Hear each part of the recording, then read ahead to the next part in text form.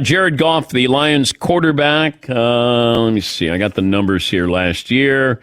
He threw for almost 4,000 yards, 20 touchdowns, 13 interceptions, and, of course, was the quarterback when the Rams went to the Super Bowl. And Jared Goff joining us on the program. How long did it take for you to feel comfortable looking at yourself in a Lions uniform? It wasn't too long. Pretty quickly. I think seeing that jersey for the first time is maybe a little different, but it's been fun, man. It's been a good transition, and yeah, so maybe a week. And what was your first impression of Coach Campbell? Man, when I first met him, when I first talked to him on the phone, it was obviously exciting, and to hear from him and to hear his voice and to hear how excited he was about me and just furthermore getting the chance to talk to him was fun. It was really cool and really gave me the rejuvenation, that breath of fresh air thing. And then being around him ever since then, it's more the same. The dude's genuine. He is who he is. And I'm excited to see him and be a part of this, whole turnaround here. But how's his coaching style play into what you need to do to be successful? Me personally? Yeah, I think he has a nice mix of, telling you the truth when it's not what you want to hear, and at the same time, he's a loving guy, he's a loving coach, and gives you that as well. So it's a good mix of that, and for me personally, I love it. I love being held accountable to what I need to do, and then at the same time, just if I do something right, let me know. How would you do arm wrestling with him? He'd kick my ass. He looks like he can still play. And we joke with him all the time. Hey, man, you got a few reps in you? And he says, no, of course not. But, maybe one of these days we'll get him to run a couple routes. But you can't be hurt around him, can you? Like, you can't say I'm banged up because he tells all these stories where he played through a lot of pain. Yeah, no doubt. I mean, it is fun to play for a guy who's kind of been through it. Truly firsthand experience on multiple teams, on multiple good teams, and on teams that haven't had success. He's seen both sides of it, and he's obviously had his trials and tribulations as a player. And like you mentioned, he's been banged up, I'm sure, at the tight end position, playing the way he did. So yeah, there isn't much to complain about around him. That's for sure. Explain this to our audience and those of us who never played. When a coach said, "Oh, it was a bad practice," like what is a bad practice in August? Yeah, usually, at least now it's sloppy, it's hot, it's guys are jumping off sides, balls are getting dropped or missing throws. It's more so mental than anything at this point. When guys get tired, some of those mental mistakes come up. And I think that's the sign of a good team is when, it is hot and you are tired and things aren't going your way to stay on point and do what you're supposed to do. What's the worst thing a rookie can do? Show up late. Ooh. Or not do what the veterans tell them to do. What happens if they show up late?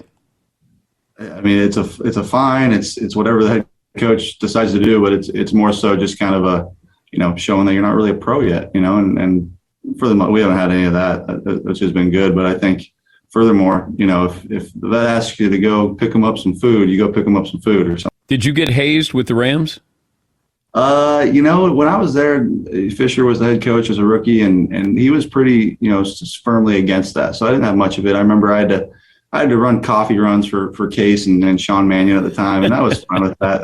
That was part of the job at that time, and Case couldn't have been better to me as a rookie, so it was good with it. But also, when you get to that point where they know that you're going to be the starting quarterback, but in the meantime, you kind of have to do what they tell you to do.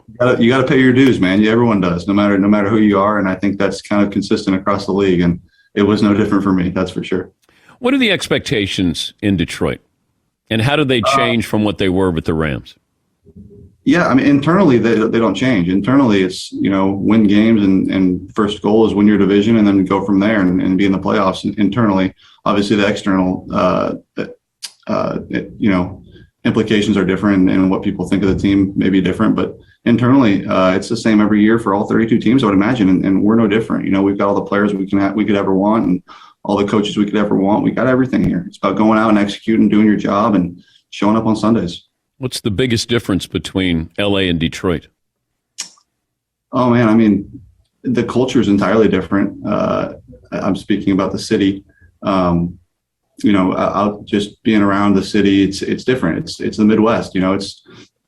It's more. There's more I think there's a little more culinary out here, which is cool for me to experience. There's obviously more green, more lakes, which is cool. I've lived in California my whole life, so getting to experience this has been really fun for me and really a cool experience. but it's a kind of a beer and shot kind of place. It's not white, white wine. I keep saying this now, and everyone keeps telling me, "Oh, just wait till the winter." And I know it's coming. I'm enjoying it right now, and thankfully we play inside and got some indoor games later in the year as well. Yeah, you're okay. Minnesota, you're inside. Detroit, you play inside. I mean, you got to go to Lambeau. Yeah, that's all right. We played there in January. Chicago. Yep. What's the worst weather you ever played in? Worst weather? Oh man. We had one in Denver that was surprisingly cold a few years ago. I think it was about 10 degrees. It wasn't snowing, it was just cold. And then it snowed a little bit in that Green Bay game last year, but that wasn't particularly cold. It was just a little drizzle snow. I've never had like the white field stuff. I've never had to experience that. So maybe I will, but it'll be fun. You're going to. Yeah, I can't wait. We're talking to the Lions quarterback, Jared Goff. Finish this sentence. The reason why I'm no longer a Ram is... Oh, man, Dan, that's not a question for me. Why you think you're not a Ram? Yeah, hey, man, they had decisions to make. They wanted to make the decision that's part of this league and the way things go. But I couldn't be happier to be here, and I've had so much fun, building this thing up with Dan and the rest of the coaches and players. And it's been a joy for me. It really has been. It's been a really fun challenge and something that I'm looking forward to putting on the field this fall. I know you don't want to look back. I'm just curious about the process of moving forward. How do you get over a breakup when somebody says they no longer like you? I mean, it's the same way as anything else. I got people who do like me, and you focus on that. You focus on what you have and all the good things, and that it's part of this league. It's part of the business. I mean, I'm sure it's not quite the same, but in some regards, you guys go through it in the media with ESPN or where you're at now. Like it's you got people that do love you, and you got people that don't anymore, and that's the way things go. Yeah, but I'm still mad at ESPN. See, I hadn't gotten past that. Yeah. Are you still mad?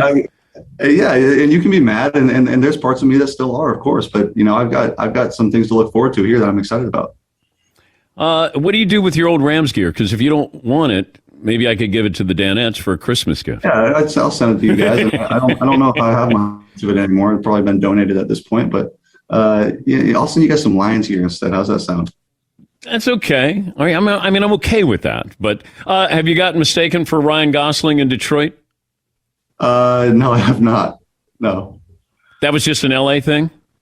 Yeah, and that doesn't. I haven't had that happen in quite a while. But if that were to happen, it would happen much more in LA. No doubt. And it's a good thing that if it happens, I mean, if somebody says, "Oh, hey, I love you in your movies," like that's okay.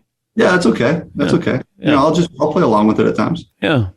Well, good luck there in Detroit. Great to talk to you again, and we appreciate your time. Thank you, Dan. I appreciate it. It's always fun on here, and I hope you and the Danettes have a solid weekend. I got the old Rams jersey here, the Jared Goff jersey. Well, it's time for a new one, huh? How about after your first win? Could we get the Lions' first win and we hang that up? I can give you one that looks like it. Wait, are you going to use that for some? Wait, you're going to keep that for yourself? Or... I think I'd probably keep that one, yeah. Okay, how about the third win? Sure, you can have the third win. Third. McLovin, would you check when Goff is playing? Who's he playing like the third game? When's he play Rodgers or somebody? Can we find this out? I need you to beat somebody substantial here. We play Green Bay week 2. Oh, so I can't get that jersey. Yeah, Paulie.